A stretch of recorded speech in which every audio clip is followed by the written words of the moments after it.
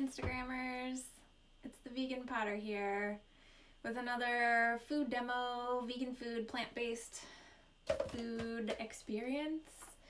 I am going to be making some awesome sweet treats. I'm excited because they are no bake. They're so easy. They take about, I don't know, probably less than 5 minutes to prepare. 10-15 minutes in the freezer, chop them up, and you're good to go. And they have some healthy ingredients and better than refined sugar. So I'm going to give folks a couple minutes to get started, but I am going to show you what they look like when they're done because I had a batch I made the other night, and I usually keep them in the fridge just because I don't think they really need to be refrigerated, but they stay a little stiffer that way. So we keep ours in the fridge. And I made two versions the other night. I made a peanut butter version and a cacao version. The cacao I've been making for a long time. The peanut butter was a request by my husband. And so, you know, you gotta please the husband. And so I used natural peanut butter. But they just get rolled up and then sliced apart. While it's still soft, you can preferably roll them into little balls if you want to. But I just find the slicing method is so much easier. So, first off, you want to get yourself some shredded, unsweetened coconut. Bob's Red Mill is what I find, but it doesn't really matter. And it's okay if it's not perfectly shredded. If it's the chunky or flake coconut, that will work too, because we're putting it in the food processor, so it doesn't really matter. And then you need some cacao powder, which is a superfood. They call it a superfood. It's got antioxidants. It's not the whole cacao, and as a cacao drinker myself, I feel a little bit like the fatty part of the cacao has been stolen out of my cacao powder, but it's okay because for these guys, cacao powder is going to work better. The coconut has the fat. So a little bit of salt, not that I'm going to use that whole container, and a little bit of vanilla extract. For the peanut butter version, we'll use some creamy peanut butter. And this is an all natural. This is just peanuts. That's it. There's no salt added, no sugar added. Much better in baking if you use the versions with no sugar. And then our sweetener and our binder actually is brown rice syrup. If you guys aren't familiar with this, it's very thick. It's probably thicker than honey when honey is fresh. And it's just made from rice. It's the sweetener that's extracted from brown rice. So it's really sticky. It's what I use in my no-bake granola bars and lots of different desserts when I'm just not wanting to use dates. But you could totally substitute dates out for this if you did not want to use brown rice syrup and you just want to use pitted dates. I haven't tried it, but I'm sure they would work because they're also sticky and binding and they have plenty of sweet quality to them. So let's get started.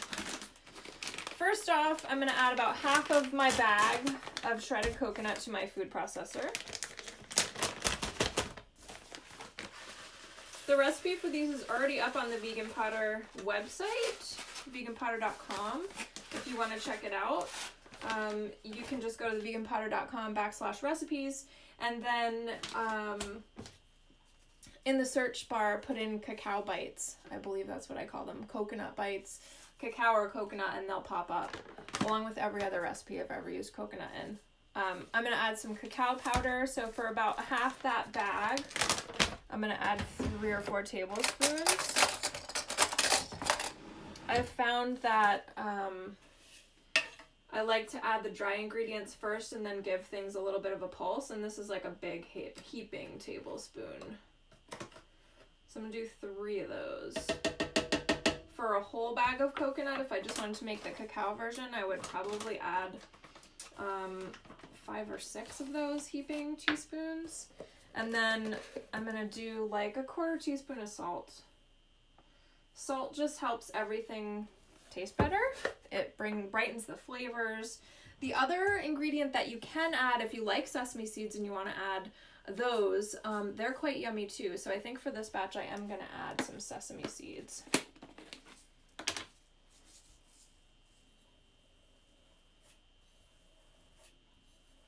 We'll do like 3 tablespoons of sesame seeds. But you could do a lot more than that and you'd get that really flavorful sesame. So I'm going to give this a quick pulse.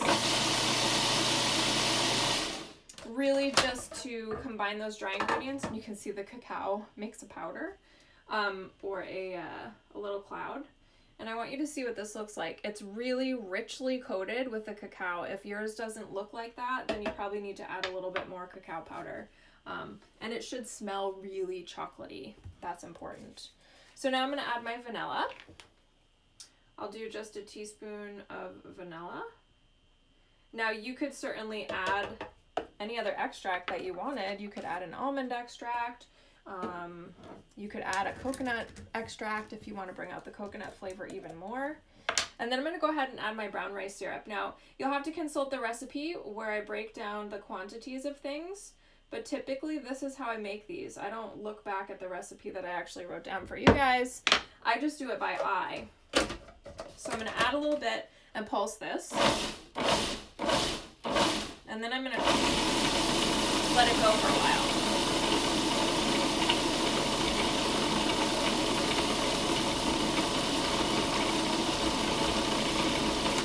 So what I want to see, and it's beginning to happen, is that everything starts to come together. Kind of like when you're making dough and you want all those ingredients to combine together. So I'm going to add a touch more of this brown rice syrup. Now, some of you are probably thinking, like, could I substitute maple syrup or could I substitute another kind of liquid? The real trick to this stuff is how sticky and thick it is. I don't think maple syrup would bind these together nearly as well, and they might just remain crumbly. So that's what I want. I want everything to come together in the bowl of my processor. I'm going to take this off. So you can see it's really bound itself up and it's very sticky. And now I can roll it out onto a piece of parchment paper.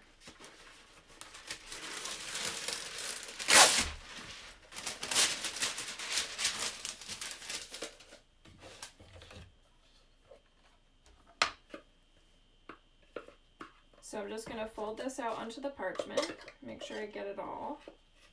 I probably should have done the peanut butter version first so that I didn't have to worry about there being cacao in my food processor when I went to do the peanut butter version, but oh well, that's just how it goes.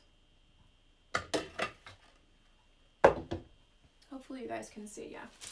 So I'm going to squeeze all this stuff together. It's super sticky. If you need to just lightly wet your fingers so they don't stick quite as much, you can do that.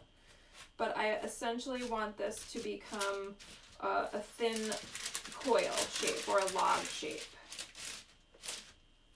So you just kind of want to press it together.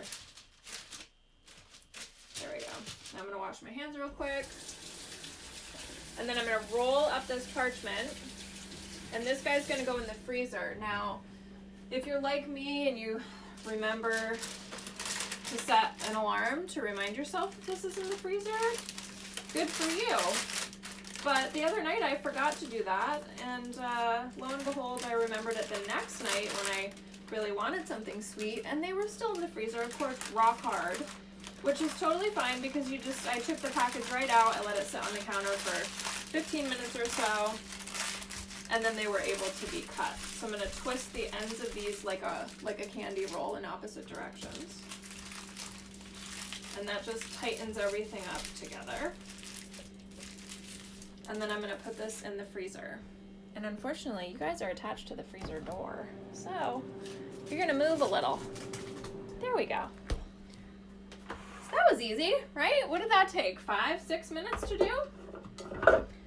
So now I'm going to go ahead and do the peanut butter version. I mean, does it really matter if I clean my food processor? I don't think so. I'm going to go ahead and add same ingredients. This time the rest of my bag of coconut. Skipping the cacao powder. Little bit of salt because there's not really any salt in that peanut butter. If there was salt in the peanut butter, I would skip the salt. I'm going to skip the sesame seeds. And then you're going to lessen the amount of brown rice syrup you add because you're adding the liquid from the peanut butter. I'm just gonna do a couple tablespoons. That's probably 3 or 4 tablespoons. Now you could add just chopped up peanuts in here, and that would be more of a dry ingredient, and then you could follow the steps that we did earlier, where you just go ahead and add the brown rice.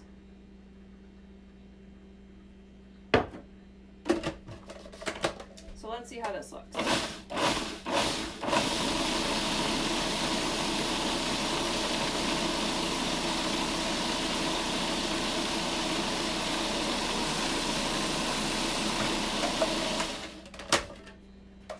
Good, so you can always test your mixture just by running a spoon in there and seeing if it's beginning to stick together, which it can use a little bit more brown rice syrup, but it does smell like peanut butter. To me, that's a good test to know if you've added enough peanut butter. A little bit more brown rice syrup.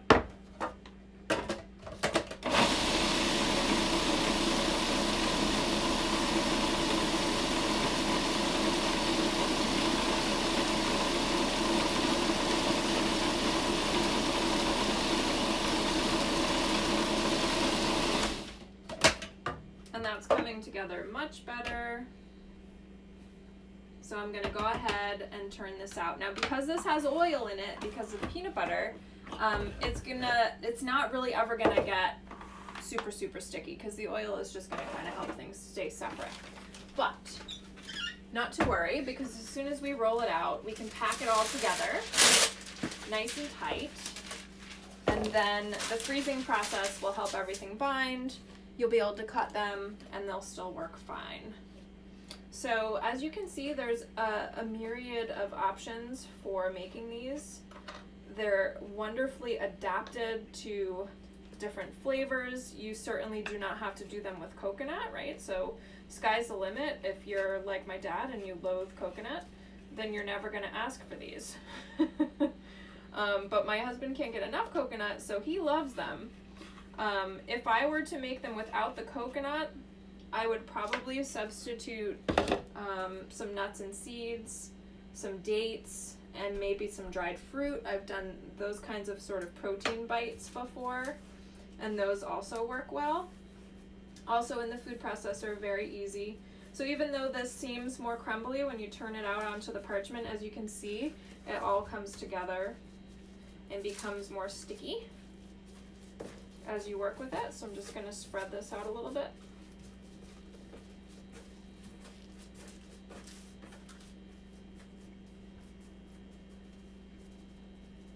And then roll this in parchment just like I did with the cacao version. Super easy. See if you can pack it nice and tight. And then same thing with the ends, twisting the ends in opposite directions so that it tightens that whole thing up. And then this will go in the freezer. And once again, I'll be posting some photos online, but you can also refer to my website. You end up with these wonderful peanut butter or cacao coconut bites. Hope you guys enjoyed this. Leave me some comments, questions, other ideas. If you try them, definitely post and let me know how they turned out. Thanks for watching.